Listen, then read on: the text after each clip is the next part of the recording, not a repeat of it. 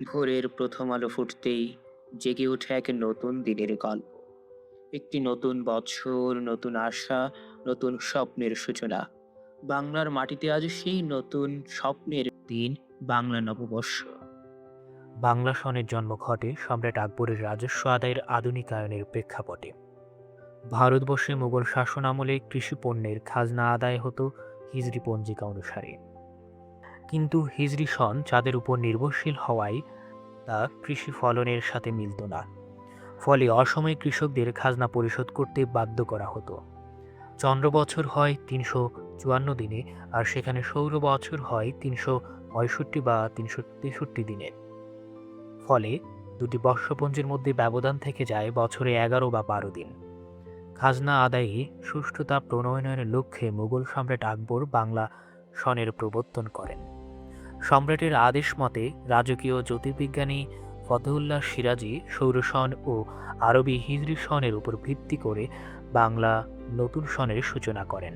প্রথমে এই সনের নাম ছিল ফসলি সন, পরে বঙ্গাব্দ বা বাংলা বর্ষ নামে পরিচিতি লাভ করে। সেই থেকে প্রত্যেকে বাংলা চৈত্র মাসের শেষ দিনের মধ্যে সকল খাজনা, শুল্ক ও মাসুল পরিশোধ করতে বাধ্য থাকত। এরপর দিন অর্থাৎ নববর্ষের প্রথম দিন জমিদাররা নিজ নিজ অঞ্চলের অধিবাসীদেরকে মিষ্টান্ন দ্বারা আপ্যায়ন করতেন। তখনকার সময় এই দিনের প্রধান ঘটনা ছিল একটি হালখাতা তৈরি করা। হালখাতা হলো বাংলা সনের প্রথম দিনে দোকানপাটের হিসাব আনুষ্ঠানিকভাবে হালনাগাদ করার প্রক্রিয়া। গ্রাম, শহর বা বাণিজ্যিক এলাকা সকল স্থানেই পুরনো বছরের হিসেব বই বন্ধ করে নতুন হিসেব বই খোলা হয়। খাতার দিনে দোকানদাররা তাদের ক্রেতাদের মিষ্টান্ন দিয়ে আপ্যায়ন করে থাকে। এই প্রথাটি এখনও অনেকাংশে প্রচলিত আছে, বিশেষত স্বর্ণের দোকানে। বাংলা সনের মূল নাম ছিল তারিখে এলাহি। তারিখে এলাহির ১২ মাসের নাম ছিল কারাদিন, আরদি, বিশুয়া, কোরদাদ, তীর, আমদাদ, শাহরিয়ার, আবান, আজুর, বাহাম ও ইস্কান্দার মিজ।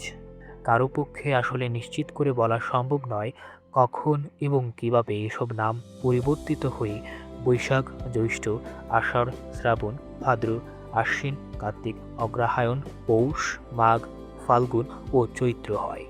অনুমান করা হয় ১২টি নক্ষত্রের নাম নিয়ে পরবর্তীকালে নামকরণ করা হয় বাংলা মাসের। পুরনো বাংলা দিনপঞ্জি বিভিন্ন সময়ে সংশোধিত হয়ে আজকের রূপ লাভ করেছে।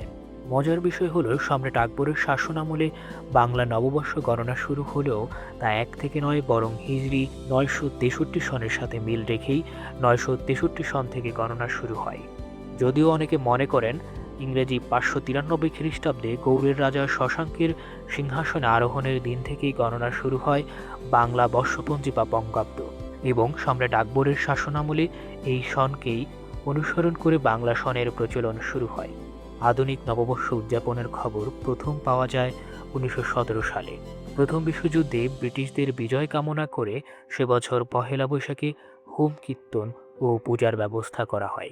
এরপর ১৯৩৮ সালেও অনুরূপ কর্মকাণ্ডের উল্লেখ পাওয়া যায়।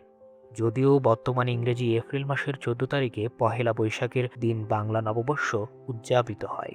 ১৯৬০-এর দশকে পাকিস্তানি শাসক গোষ্ঠীর সংস্কৃতির উপর হস্তক্ষেপ ও বিধিনিষেধের প্রতিবাদে ১৯৬৭ সালে ছায়ানট প্রথমবারের মতো রমনার বটমূলে পহেলা বৈশাখ উদযাপনের আয়োজন করে।